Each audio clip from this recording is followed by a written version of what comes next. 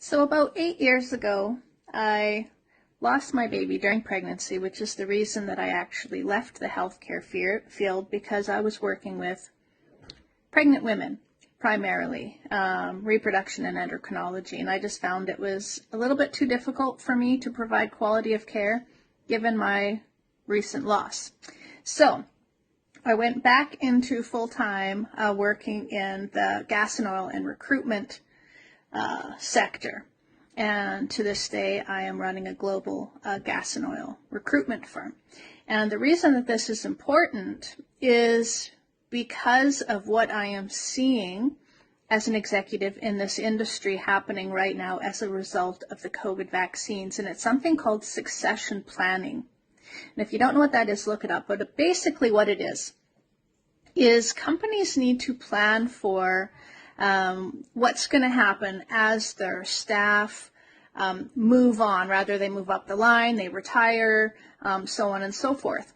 And succession planning is something that I help companies with professionally by offering them recruitment services. So they'll come to me and say, hey, we're going to need 100 guys to, staff this rig, so on and so forth.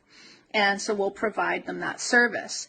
Well, what's really interesting, what's happening right now, and it's actually mortifying, not just interesting, is that executives are having their HR staff and their managers, superintendents, foremen, so on and so forth, go through and look at the staff that have received the vaccines, and they're planning to have to replace them all within the next 3 years.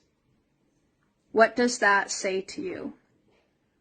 This is something that's, it's got some of these guys literally in tears as they're going through the company and literally checking off all of these individuals that have taken the vaccine, knowing that most likely in the next 3 years, they're going to have to plan to replace that person. What does that say to you? And this is a really big thing in the industry that I'm in. And a lot of talk going on around this at the moment because these massive companies, massive gas and oil companies, are looking to have to replace thousands of personnel. And I'm in that line of work that does the staffing for these large gas and oil companies. And they're pretty petrified as for what's going to happen to their staff, but also their businesses, because they project that they're going to lose, roughly half of their personnel.